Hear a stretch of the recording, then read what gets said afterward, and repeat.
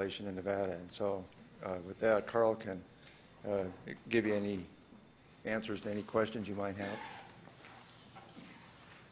I think before we get too far on, I'd like to hear public comment. Unless we have any specific questions, we want to go before public comment. Go ahead. Thank you, Mr. Chairman. Carl gave an overview at the two of the CAB meetings that I attended, and I think it'd be prudent if he could do that. It only takes a minute or two for him to go through basic population. The presentation that you did at the CABs, Carl, just basic population structure, data that you have collected, and okay, yeah. the brief history. All right, well, the numbers that we came up with was from a data set that I started collecting in 1997 through 2008. Obviously, I'm still collecting that data, but the analysis was based on data collected up through 2008, about 12 years worth of data. We had over 700 occurrences in that data set, an occurrence being each time that we handled a bear. About 420 individual bears in the data set.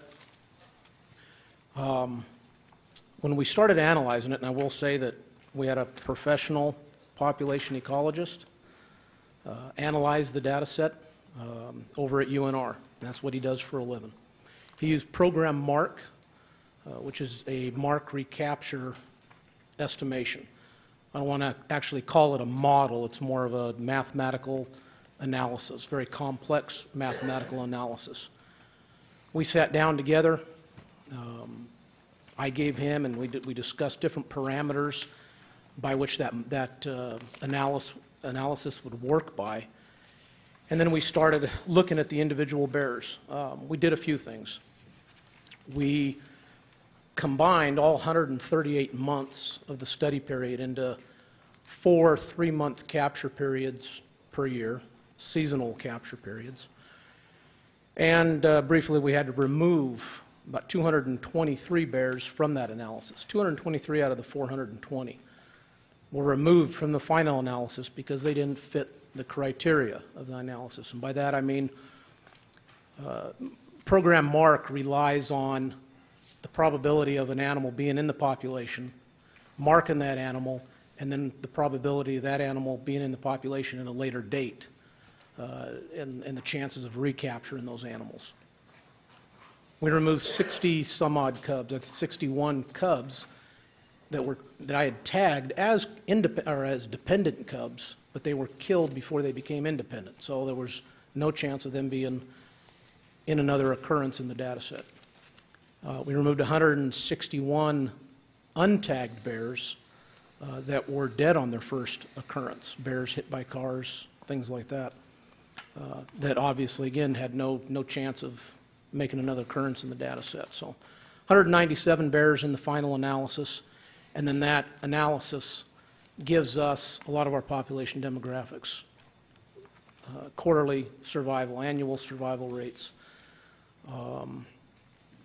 the rate of increase overall for the population, the global population size for that core population of that study area, things like that, all those numbers that I've given to you guys before. Some of the data was called into question. Lack of data. I've been accused of having a lack of data or no data or insufficient data, or not having that data available to the public. Two things I'd like to give you guys. One thing, it's a letter from, and I should mention that all this data, it's not just my going out and tagging and marking these bears and collecting samples. We've been working in collaboration with partners for over a decade. The main one being which is Dr. John Beckman with Wildlife Conservation Society. He got his PhD at UNR working on these bears, and we continue to work together. I have a letter from him you guys can have a copy of, just attesting to the quantity and the quality of the data, and that it was collected in a scientific, a rigorous manner. I'll give those to you. The other thing I'll point out is that I've been extremely transparent over the years with the information we've collected on bears. We've written black bear management plan, black bear bulletins. I write an annual status report. I have done that since 1998. And that annual status report gives things like the number of complaints that we receive every year, where those complaints come from, the time of year, county locations, et cetera. I give sex cohorts, age cohorts, average age of adults, where bears were captured, how many were killed, how many were released. I mean, there's a plethora of data in those reports. So, and again, those are done on an annual basis. That information is out there and it's available to the public.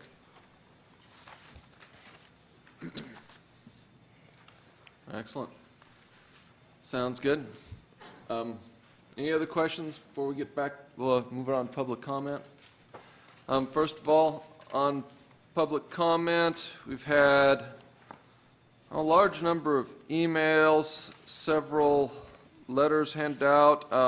Most everything has been forwarded to all the commissioners by Suzanne. It's been very rigorous, and we've have been indicated she's been keeping a digital log of all those emails. I've read through well in excess of 100, I don't remember the exact number, didn't qualify them, emails on this subject, including quite a few that were printed out in our packet, some more recent ones. I know I was reading a couple coming over here. I also spoke to several people on the phone about the matter. Ask lots of good questions. So we've heard quite a bit of public comment, and I don't know, I guess we're probably going to have some public comment. If not, I could read some of these in, but we're probably going to get plenty of public comment anyway. Go ahead, Mr. Capurro, you had something on that? Yes, thank you, Mr. Chairman. Can we perhaps establish how we got to the point that we are now with respect to a bear hunt? First of all, it's not done in a vacuum. We've had at least, 3, maybe 4 meetings, Carl, on this issue. We have, it comes about as a result of a request from a hunter or hunters group or a cab to look at the possibility of having a black bear hunt, as practically every other state in the West has. And we had, we're the last one. And we had asked the department to gather information on it. This was not initiated by the department to establish a bear hunt. It was established as per a request from a hunter organization, hunters and other sportsmen, to take a look at the possibility of having a black bear hunt. Again, the request went to the department to gather the information. You know, and throughout the series of hearings that have been held, even the people that are opposed to bear hunting had acknowledged, and we have it on the record, that Carl Lackey is the expert for bears in the state of Nevada. Now, I really don't care what the situation is in New Jersey or any other state. That isn't equivalent to the situation here in Nevada. So you have to rely upon the expertise of those people who know what they're doing in this area, and who I believe have been extremely careful in presenting it to the commission in the several hearings that have been held. Quite frankly, I kind of resent some of the comments that were made, not to us on the commission, but to Carl Lackey personally, and as a member of the staff. He has simply done what he was asked to do.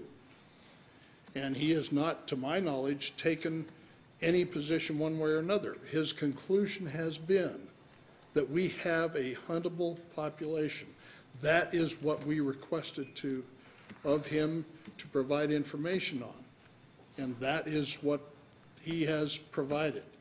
Now, there's a lot of emotion in this issue, I realize that, but I think we need to step back. I haven't seen 4,800 emails. I've seen quite a few. I've seen quite a few that are on the same, that is the same wording. There's probably of the ones I've seen, and that's maybe 200 that I've gotten emails on. two different letter forms. So, you know, if you're going to write a letter, write one that changes up the information in it so it doesn't look like a form letter. I defend your right to have a problem with what action has been taken with respect to this issue, but based upon the science which we requested, we have in December adopted a bear hunt, and what we are looking at today is season setting and some other issues regarding that. And I would hope that any comments that are made are not of a personal nature, because it really doesn't belong in this discussion. I would say this, that at no time that I'm aware of did anybody on this commission say we're having a hunt to get rid of problem bears. As the quote was attributed to Mr. Macbeth, that appeared in the paper, it sounded bad, but what he was saying was that the reason we're doing it is because we have a huntable population. And that was the basis of that comment. And that's all that we've done with respect to this issue at this point. So I'm sorry I went on about it, but I felt it was important to set the record to start this discussion. Thank you. Yeah, and we should definitely limit comments to the wording of the regulation here, black bear seasons, dates, quotas, limits, hours, hunt eligibility, animal gender, physical characteristics, and legal weapon requirements and manner of hunting. All right. Who's first? It's public comment. No public comment. Okay. Oh, jeez. I was just kidding. All right. Go ahead, ma'am. Over there in the red shirt. Come on. Okay, well, you're next then. Get in line.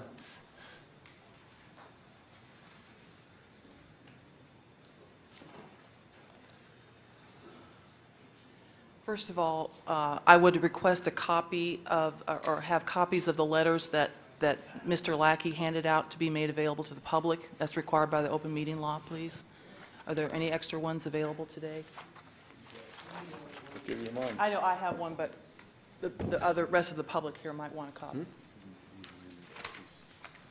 There's one here. We can give that to somebody here. You can have that copy. Somebody? I've got. Thank you. If you need more copies, I've got one here. Okay. Okay. Chris Schwamberger for the record. I'd like to have my comments entered into the record, please. This regulation should be tabled. The process of this regulation is riddled with legal and procedural deficiencies, and that's not all. It is one thing to hunt an animal for food and to kill that animal quickly and painlessly. It is quite another to terrorize an animal to death and brutalize it for hours and even days, and that is exactly what is being proposed by this regulation, by allowing hunting with dogs and bows and arrows. Let's talk about dogs. Dogs terrorize and chase a bear to exhaustion over hours and hours. This regulation stipulates that only 6 female bears should be killed. But it is extremely difficult, if not impossible, to determine the sex of a bear. We've heard Mr. Lackey say over and over in just about every hearing we've had on this subject that dogs are appropriate because the best way to sex a bear is to chase it up a tree. If our number of bears is so low that it is important to kill only 6 bears, and to be able to tell the sex of that bear, we have to terrorize that bear by a pack of uncontrolled packs of dogs, and to brutalize it in the process, we have no business hunting bears in this state. Let's talk about bows and arrows. Bears are big, muscular, have thick skin, fat layers, it is very hard to kill a bear, even with guns. The typical practice with a bow and arrow is to wound the bear and track the blood trail for hours and even days, I understand. It can take multiple arrow shots over the course of hours and even days to kill this bear. Finally, people do not eat bears. The statutes say that wildlife belongs to the people of Nevada, not just hunters. NoBearHuntNevada.org supports ethical hunting. But dogs, bows and arrows, and unethical ways of killing bears with bows and arrows and chasing them with packs of dogs into terror and brutality is not ethical hunting. Ethical hunting is not required by the Department of Wildlife nor the Wildlife Commission.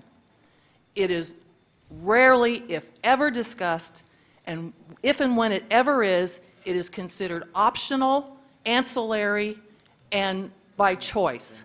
And I'm told by hunters that do have problems with some of the hunting practices that take place in this state, About there. that most hunters, when they see these unethical practices, just turn and look the other way.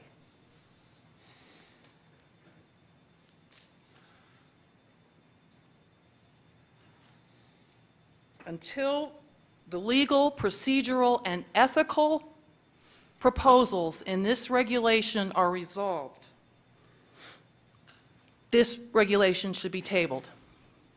And gentlemen, NoBearHuntNevada.org is not going away.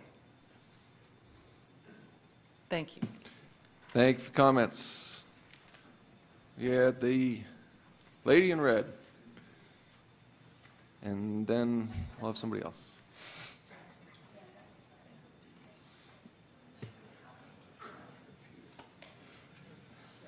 Yeah, I wonder if there's an extra copy if we got it for you. My name's Catherine Bricker, and I live in Zephyr Cove, Nevada. And I've been critical of you, Chairman Rainey, in some of your comments, and I would also like to point out some ones that I think that you're right on spot on, and where we have some points in common. In what has probably become as infamous as Commissioner McBeth's statement, your response to a woman in an email, an Incline resident who wrote and said that she was giving you advice, her opinion on the bear management issue, and you commented to her that if she liked the laws in Canada so much, she should probably move there. That got picked out too, and everyone's heard that one. But just after that, you said some things that I think were great comments, and I'd like to quote the email. It says, "The best place for all decisions to be made is at the local level. Incline Village has the authority to impose such ordinances and fines," referring to bear management. "Fines and such are best applied at the local level, as conditions and attitudes vary from town to town and county to county." And then you cite the 10th Amendment of the U.S. Constitution. I couldn't agree more with this statement, and the 8,500 full-time residents of Incline Village agree with you as well. In peak season, when the bear hunt will begin, that population of residents is 25,000 Nevadans. And there is an odd one who lives in New Zealand, and you hear from, but they own property there, and they pay taxes. And the reason they own property there is because it has a certain lifestyle, a certain heritage. And in terms of bears, that has been protected since 1929. The result of it being that people who live there have a different relationship to that wildlife than they might another had they grown up their entire life seeing that animal hunted, such as deer. There is a great sense of altruism towards the bears in Lake Tahoe. The Incline Village trustees, who are elected representatives of this population that in the summer peak is 25,000 and might dwindle when people are away to 8,500, but that many Nevada residents have had their elected officials pass a resolution to proclaim that you do not have any, that it says that they does hereby proclaim its opposition to any bear hunts within the Tahoe Basin. The Elko Cab, when they did their resolution against the private wild horse sanctuary, utilizing the public lands out there, they expressed a similar desire to the people in the Tahoe Basin, that they would like to continue their heritage, character, and use of their lands and not see that activity. In the Douglas County portion of the Tahoe Basin where I reside, our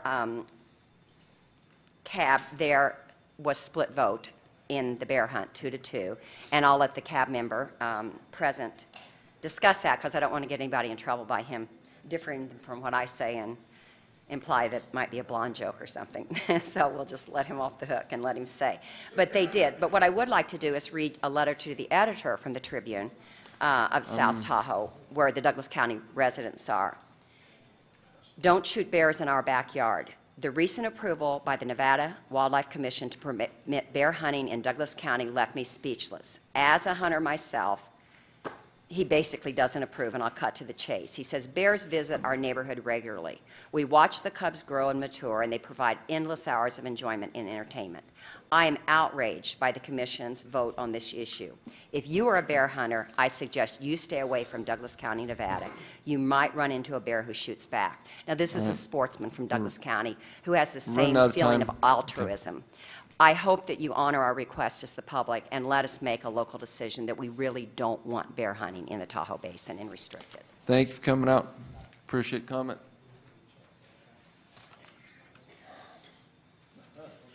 All right, we have more public comment. Go ahead, ma'am. And then followed by you, ma'am.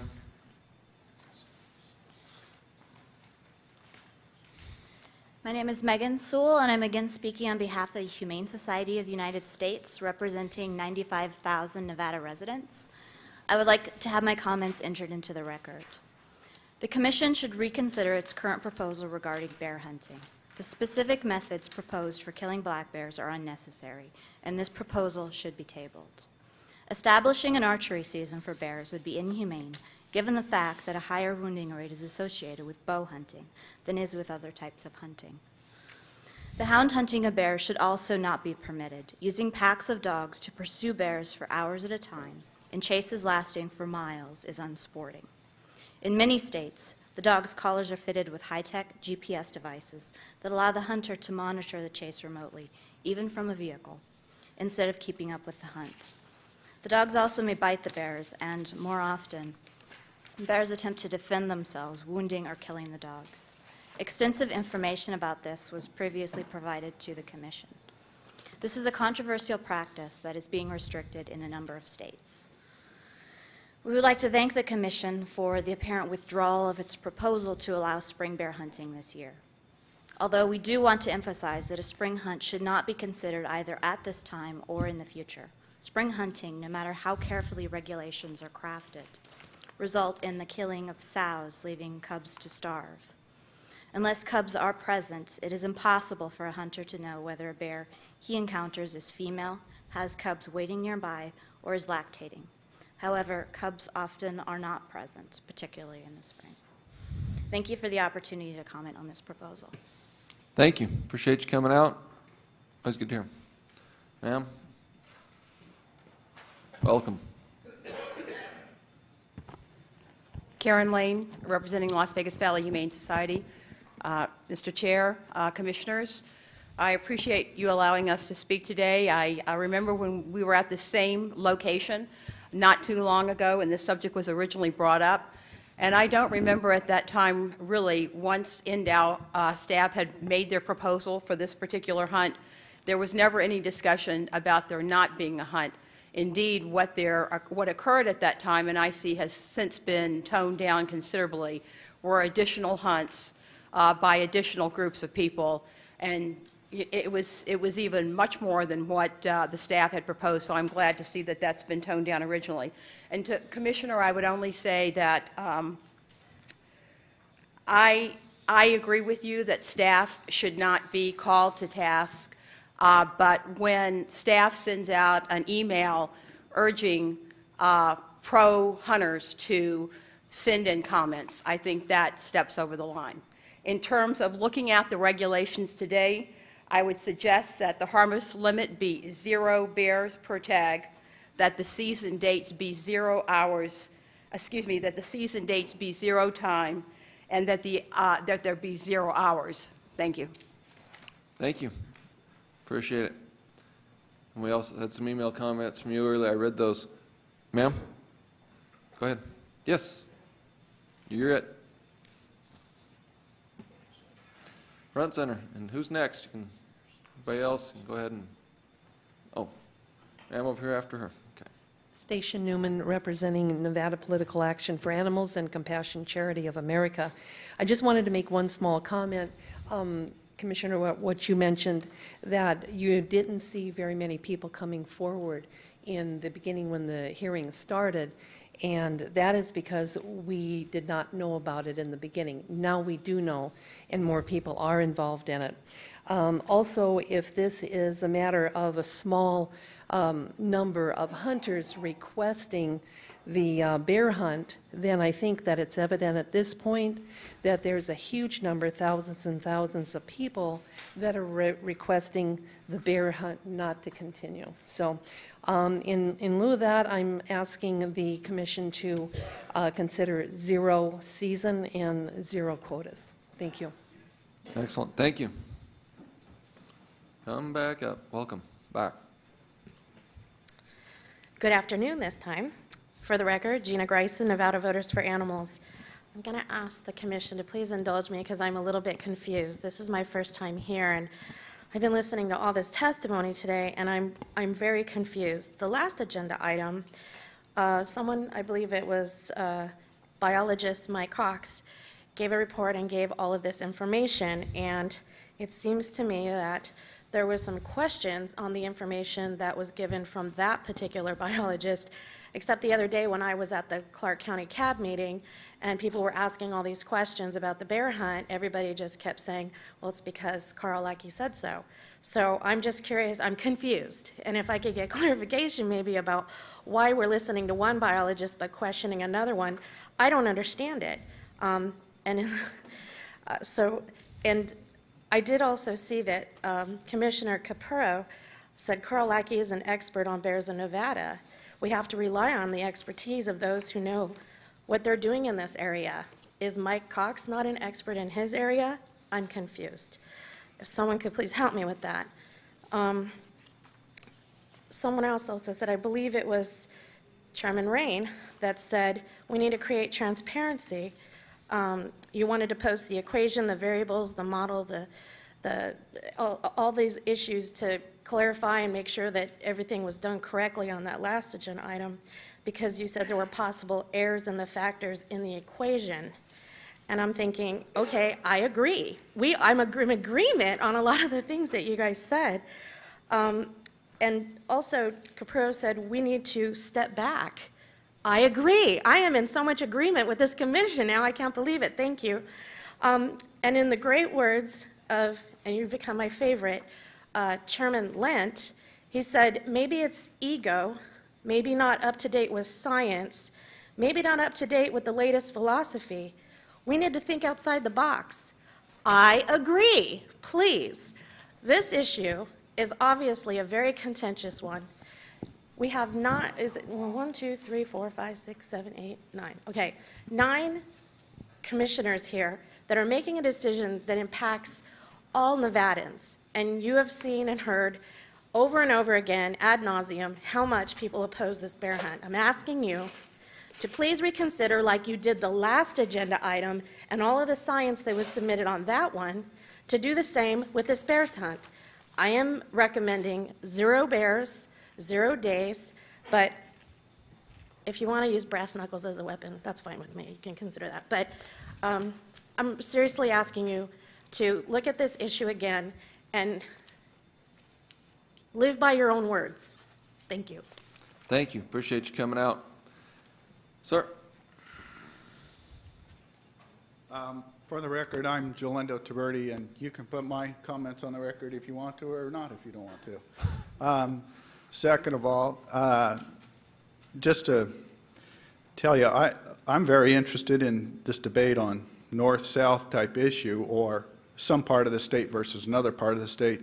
We have bighorn sheep down in southern Nevada and not a lot up north, desert bighorn sheep. So I don't think that's part of an equation is what locality animals are. They're state animals, and I'm from southern Nevada. I'd love to go up there and whack one of those big bears.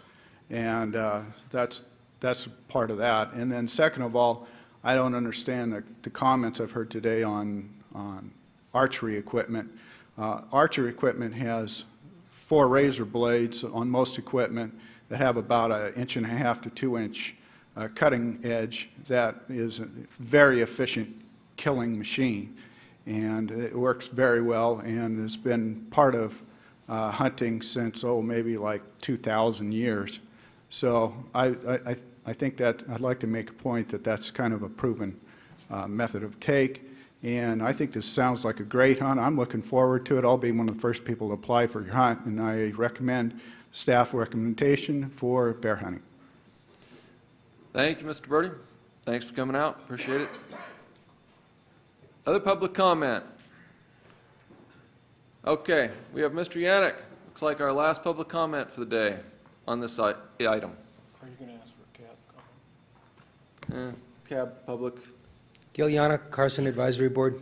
Our board voted on this issue to support the season that was proposed by the department. There was a lot of discussion at our meeting, both pro and con. Most of the audience was made up of people who were not really in favor of it, but at the same time, the people who have come to our meeting previously, the hunters, the hunting group, was looking forward to the opportunity. And whether this is humane or the use of dogs, I think you need to have attended or participate in a hunt before you get up and say that that's not a nice way to do or to achieve success in a hunt. But when you look at the mountain lion hunting, it's proved to be the most efficient way to capture and take a mountain lion. Unfortunately, it's the same way, or I shouldn't say unfortunately, at least we have a method that's efficient and the one that works, and it's been employed. Not only we intend to employ it in Nevada, recently the state of New Jersey had over 7,000 people apply for tags in a state that's less than a third of the size of Nevada. And it was one of the most successful opportunities that they provided their residents with. I hope to see, we're starting this off with a very, very low quota. And we intend to gather data from the hunters.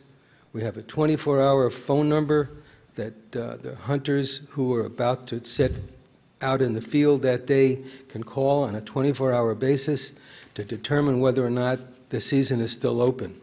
It's going to be extremely controlled. I'm sure that the department intends to have a number of its game wardens present when this hunt starts. It'll be extremely closely monitored by the department, as well as, I'm sure, the public. And I look forward to the results and the data that's accumulated after the first season. Thank you. Thank you, Gil. And one more public comment. Here. Mr. Gardner, welcome. Walt Gardner, thank you, Chairman and members of the Commission. I'd have to agree with Mr. Capurro. This is an emotional issue, but the decision, I believe, should be made on a scientific basis. And I believe the science is there to support a hunt. You guys have talked about minimal numbers. I believe the hunters that want to hunt these bears are going to do it in an ethical manner and take these bears as humanely as possible. And I am in full support of it. Thank you. Thank you. Thanks for coming out. County Advisory Board, how did Clark County go? Clark County, Paul Dixon speaking. I need a point of clarification. I was for the commissioners that weren't at my meeting, which were Howe and Macbeth, I was actually on the telephone. I was in Augusta, Georgia on Tuesday night when we held our meeting, but I participated by phone. There was discussion that when we talked about archery season, that at our CAB meeting, it was said that there was not going to be an archery season, it was going to be rifle only, and then I learned afterwards, and I've heard here a lot about archery. Can I get clarification whether or not this commission is voting on any legal weapon, or are they voting on just rifle for this thing here? Because I believe that we had that discussion, did we not, Commissioner Macbeth? Yeah, I think I brought up in the meeting that that at the last meeting, there was some discussion by some of the commissioners that it was going to be a rifle-only hunt. However, in the actual proposed regulation, it does say any legal weapon. And I do know that based on the discussions we had there, that in the recommendations that I gave you from Clark County, is that we believe very strongly that based on what we had talked about there, that a rifle-only hunt, muzzleloader or rifle, would be the appropriate for the first hunt, and it would get away from some of the controversial issues and give us time to work those issues and educate, as Gil said, the efficacy of using bow hunting as a tool for removal of bears and whether it's humane or not. And so I would employ the commission as it goes forward to make a vote here that they look at that part of the regulation. I think we were in agreement with the limits and hours, but it was that part of the weapon, okay? Thank you. Thank you. I think I've read all the CAB comments. I think I read all of them. There was like one, two, couple last day. Oh, okay, I'll get just a second. And I think all the CAB comments I saw was generally in favor. There was a couple minor things like that, but for the most part, in favor of the thing. Go ahead. Mr. Chairman, Dr. Lent and I attended the Washoe County one, and their final vote was for any legal weapon. They did want to put something in with respect to firearms. Firearm congested areas? Congested areas, but that's already a county ordinance, and therefore it's not necessary to put it in here. In other words, you can't discharge a firearm within 1,000 yards, I believe it is, of a residence. I mean, is a bow and arrow considered a firearm? Yes, it's considered a firearm. Thank you. So, Hey, good. We had Lyon County.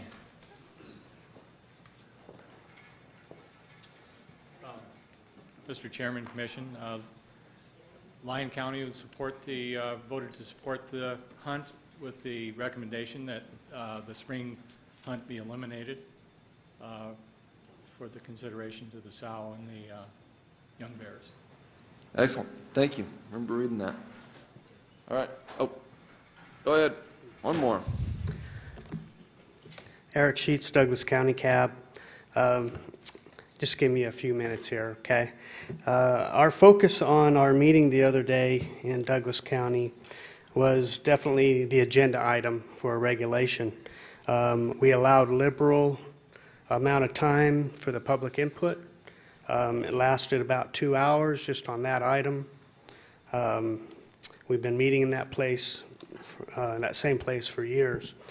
What happened was we had 2 motions there, and neither of them was against the concept of the hunt, but we did not pass either motion because we were tied and didn't have a tiebreaker. The first motion was to accept the regulation with one change, reduce the hunt season ending November 5th. That coincided with the any legal weapon deer hunt number 1331, shorten the time up. That did not pass because it did not include a limitation of the boundaries that we wanted, or a few of us wanted. So the second motion, we went with the same motion number 1, except to exclude the area below the Tahoe Rim Trail, just as some sort of demarcation to take care of the issues that, although in Washoe County, the Incline Village Improvement District trustees, their resolution, opposing the hunt, and also some other Douglas County residents, just trying to compromise there and definitely take into account their issues.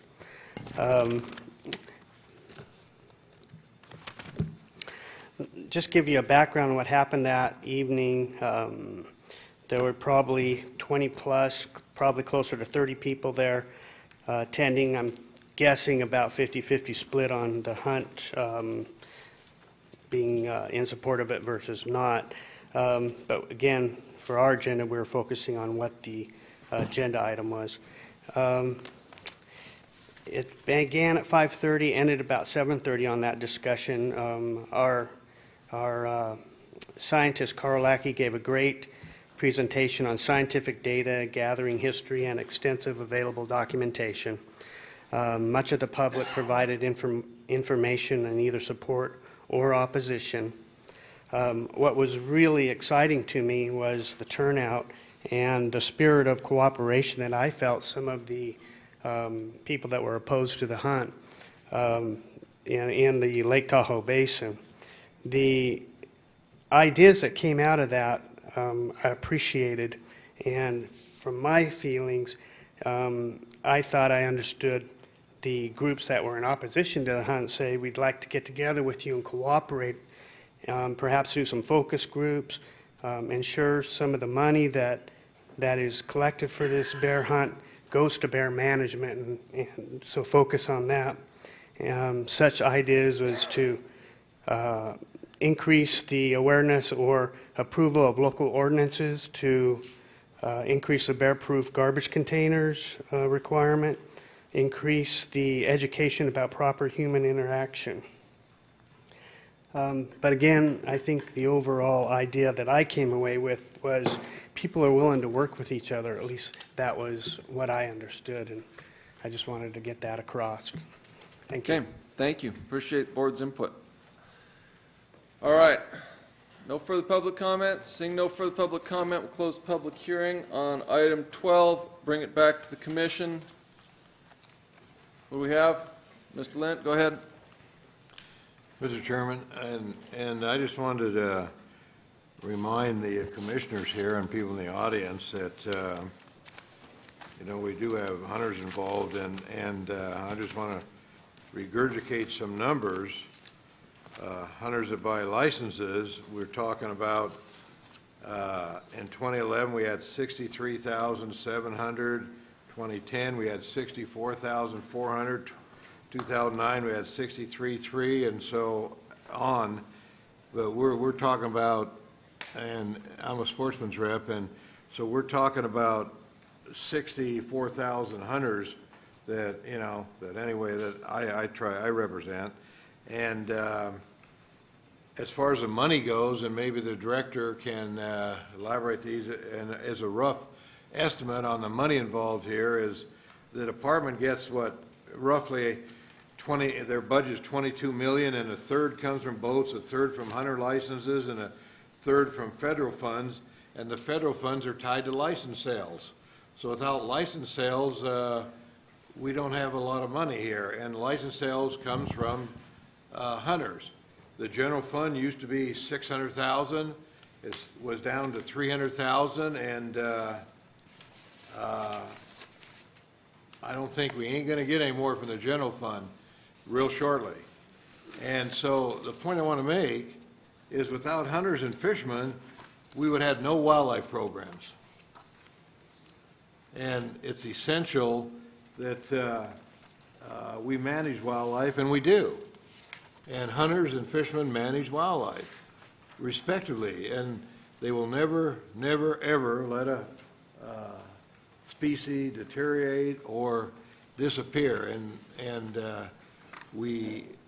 we're proud of it, and the department does a good job doing this, and so I just want to make that known to the commissioners and to the public out there. And if I'm right, close on those numbers, Director,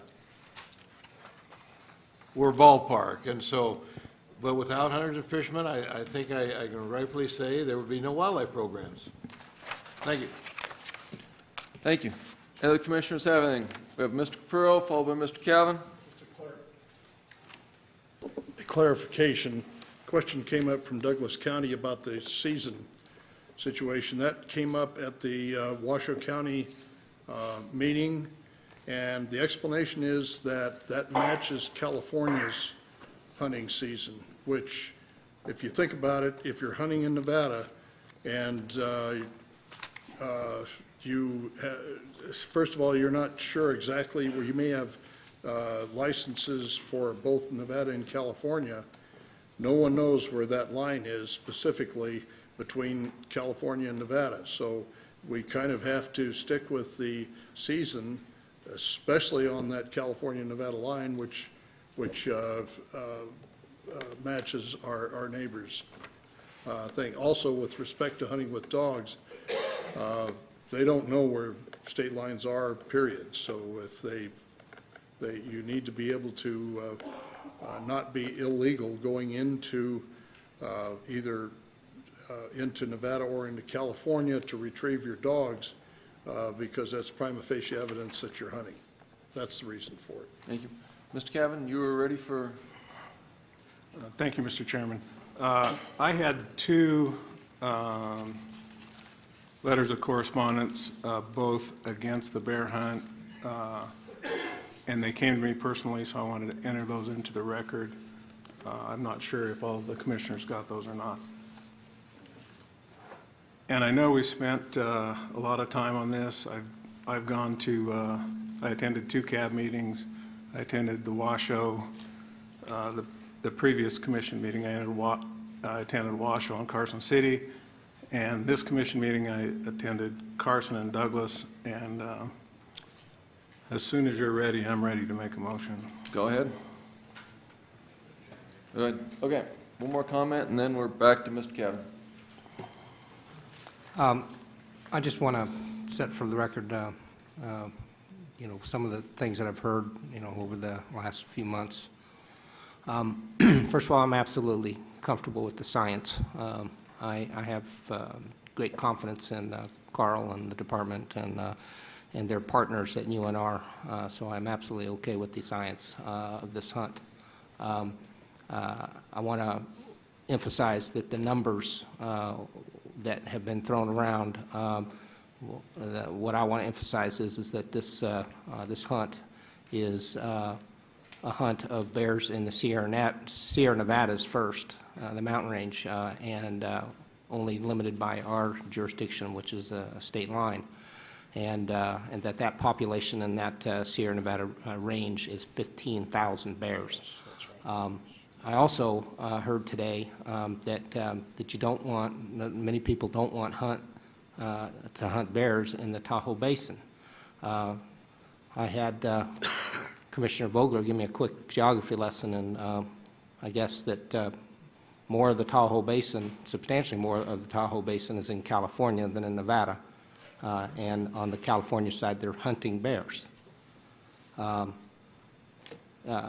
There's been a whole parade of horribles that many of the bear advocates have come forth with that are going to happen if we have this bear hunt, and yet the facts are really such that we're already hunting deer and we're already hunting mountain lions in these very same areas, and we've never had those problems before. So I'm really struggle with some of the positions that have been taken, and so I think that it's all pointing in the same way for me. I feel very comfortable with what we're doing. All right, yes, my fifth or sixth or thereabouts meeting talking about the subject. I've talked out on it. Okay, go ahead. There's one for Mr. Howell. What you got?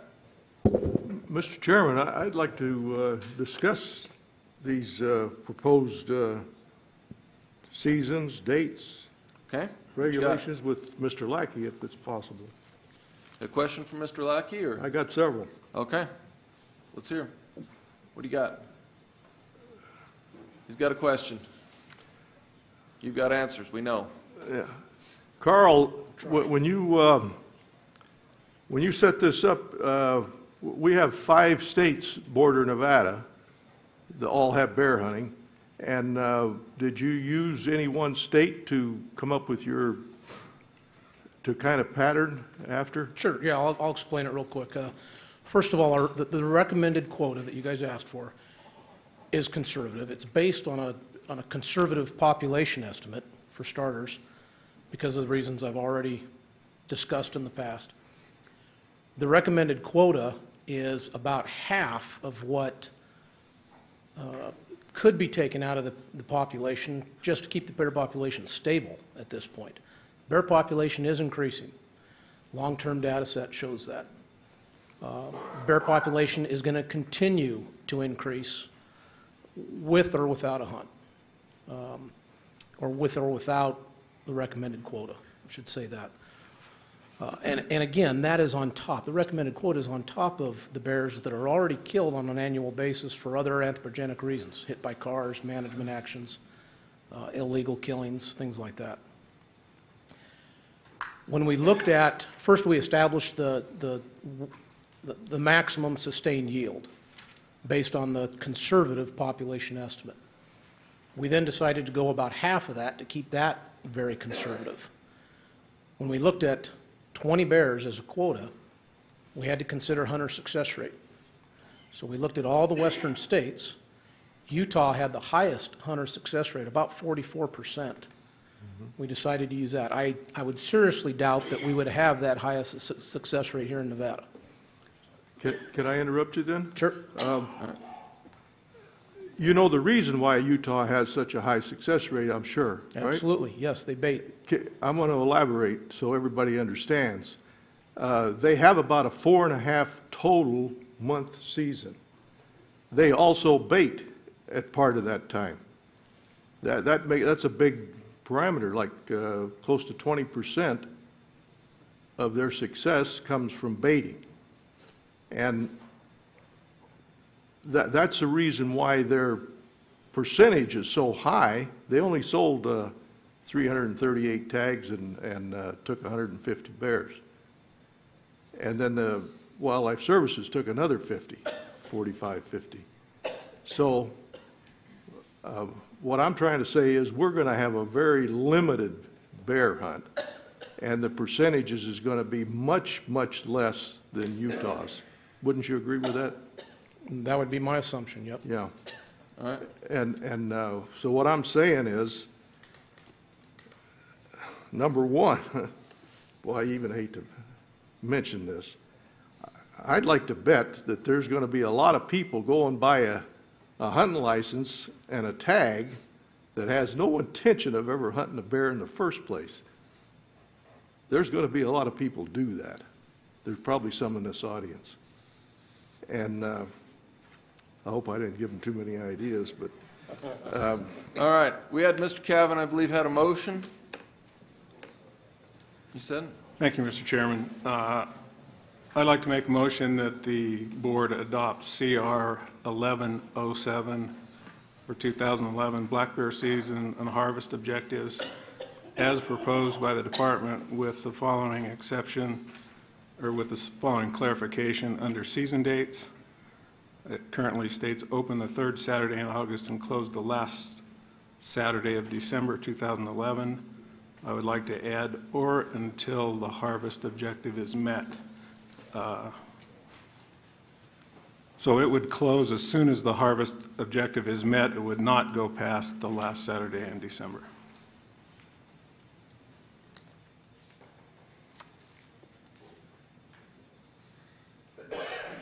I'll second that. Okay, there's a motion, a second on the table. Did everybody hear the motion? Question on the motion? Yeah, I would like to offer one amendment, and that would be to, it looks when I read down here on the indoctrination course, it sounds too wishy-washy to me, and I would like to see the indoctrination course be mandatory, with identification of bears being obviously one of the main issues that we're going to be dealing with in that indoctrination class. Okay, so we have a motion for an amendment to the motion. Second on that? Okay, there's a motion and a second to modify, on an amendment to the main motion, to modify the last line and make that indoctrination class mandatory. Does everybody understand that motion? Any questions on that motion? This is only for 2011. The motion is only for 2011. Am I correct? The main motion was for 2000. I think everything we got is for 2011 only. No? Yes, I thought it was CR 1107. In the next year. Go ahead. Is it for 2 years? This is a 1 year. We usually set seasons for 2 years. But I think when we came up with the previous meetings, we came up with, we just want to do it 1 year, talk about it, look at the future. But the motion is to make that indoctrination course mandatory. And I think there's a lot of reasons, maybe pro and con on that. Mr. Chairman? Yeah, we're if I ready for might. the discussion of that, yes. The problem I have with not being able to vote on 2012 is the fact that, I'm going to bring this up again, there's a reason why we can have a spring bear hunt. And if we're going to wait and vote on a spring bear hunt next year in February, then there wouldn't be time to put it together, am I right? There wouldn't physically be time. So the reason why there's a good reason for a spring bear hunt, and that is, that was stated here on the record, the sows with the cubs do not come out until about April 15th. If we had a March bear hunt. All right, I'm just trying to, the amendment is on an indoctrination class. So once we get the indoctrination class down, then we can go back to the main motion on the deal. Okay. Okay, on the indoctrination class, yeah, I think there was some good reasons to make it an optional thing. But motion second on the floor. We won't talk about the indoctrination, and then we'll go back to the main motion. We'll discuss the main motion. Any further questions on that? Is it going to be optional?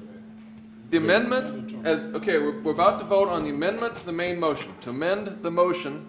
And the amendment, the only thing we're voting on is the amendment, and that amendment would be to make the indoctrination class mandatory. Okay?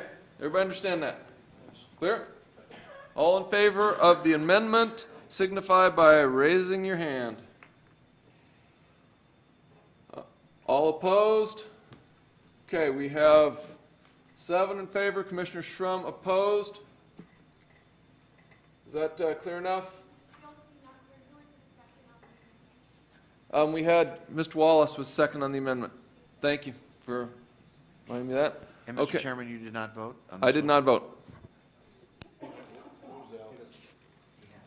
The amendment to the motion passed. So now we have a motion on the floor that currently states, season dates, approve the regulation as stated, with following modifications. Under season dates, add or until the harvest objective is met, and on the bottom line, to make that indoctrination course mandatory. Everybody clear on the main motion? All in favor of the motion signify by stating aye. Aye. All opposed? Nay. Okay, motion passes 7-1. Commissioner Howell opposed. Any further motions? I think we're there. Let's move on to number 13. We really don't have, we're about administrative procedures, regulations, policy, committee report and recommendations. On this item, before we get too far on here, I'm sure Mr. Lent will go over this as well, but let me just throw it out here. For the record, we got a letter on this, and I'll just read it into the letter. This is from Lucas M. Filetta, General Counsel, Office of the Governor, State of Nevada. This states, addressed to me, Chairman Rain, as you know, January 3rd, 2011, Governor signed Executive Order 2011-01, the order establishing a freeze on all proposed regulations with limited exceptions. The order further requires regulatory bodies seeking to move forward with a proposed regulation to present the governor with a report articulating a theory under which the regulation falls within one of the enumerated exceptions. On January 12, 2011, Director Mayer submitted to this office a list of proposed regulations set to come before the Wildlife Commission for a vote February 4, 2011. Included amongst these was a proposed regulation enacting changes to the Heritage Fund Trust account application process. On January 24th, 2011, I corresponded with Director Mayer informing him that all of the proposed regulations submitted for consideration under the exceptions to the freeze were approved for action except the proposed changes to the trust account application process. This regulation does not fall within any of the exceptions and therefore it may not be acted upon. On January 31st, 2011, I received notice of your intent to move forward with consideration of the changes to the trust account application process over the directive of the Governor. I am writing to inform you that the Governor will consider a vote of the proposed regulation changing the trust account application process to be an action in violation of this order of January 3rd, 2011, as reiterated by my communication with Director Mayer, and could result in appropriate action, including removal of any board member who votes on the item for just cause, CNRS 501.171, authorizing removal of a member of the Commission for just cause. Please inform your fellow commissioners accordingly. If you have any questions related to this matter, contact me as soon as possible. That should constitute my please inform your fellow commissioners accordingly. Been informed of that. As far as this was rather an interesting surprise. I mean, as far as I know, I go along and we're following NRS 501.181, our duties under the NRS mandated to us by legislature and previous governors who voted on things. One of them is to go ahead and approve regulation, NAC, and this item I looked at it's on the agenda. While it's an action item from the committee, it's not an action item it's not the final action item. No matter what we did today, we could not modify NAC. That needs to go to the Legislative Council Bureau. We need to have the workshop, then that. So I'm a little confused by the letter in that nothing we do today would change regulation. We would forward it to another meeting to do regulation. That would be the furthest. But despite that, any motion on this subject, I would like to hear just, something. We should talk with the governor's office, look at this, because I'm looking at this regulation saying it's housekeeping. It's basic, it's housekeeping, it's not a major regulatory change. It's allowing the process to go forward as it always has, but changing the regulation to allow that to happen. The reasons why for that and the exact explanation would be best if you went back and listened to the various sort of legal hearings that's gone on. It went on for a long time. Okay, go ahead. First of all, this is Commissioner Lent. This committee. What can you tell us? Thank you, Mr. Chairman. As Chairman of the committee, I'd just like to reiterate, and the red button is on. And I think I want to read into the record. You read into the record the letter from the governor, but I think I'm going to read in the record the Executive Order 2011-01 and establishing a freeze on proposed regulations. And I think the intent of this was for businesses. And it says, whereas the people and businesses of the state of Nevada are entitled to a regulatory environment that protects the public health and welfare without discouraging economic growth, whereas stable, consistent, and predictable common sense regulations is vital to maintain a regulatory environment that both secures the people and businesses of the state of Nevada and fosters economic growth, whereas in its current state the regulatory process is sometimes unfocused and inefficient, resulting in unnecessary and obsolete regulations, and whereas Article 5, Section 1 of the Nevada Constitution provides that the supreme executive power of this state shall be vested in a chief magistrate who shall be governor of the state of Nevada. Now, therefore, by the authority vested in me as governor by the Constitution and laws of the state of Nevada, it is hereby ordered and 1, subject to the exception detailed below, all proposed administrative regulations propounded by an executive branch agency, department, board, or commission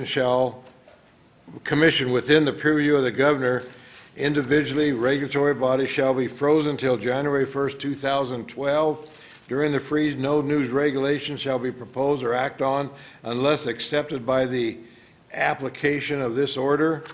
It is further ordered that each regulatory body complete a comprehensive review of the regulations subject to its enforcement, including those regulations the regulatory body wishes to become effective following the freeze.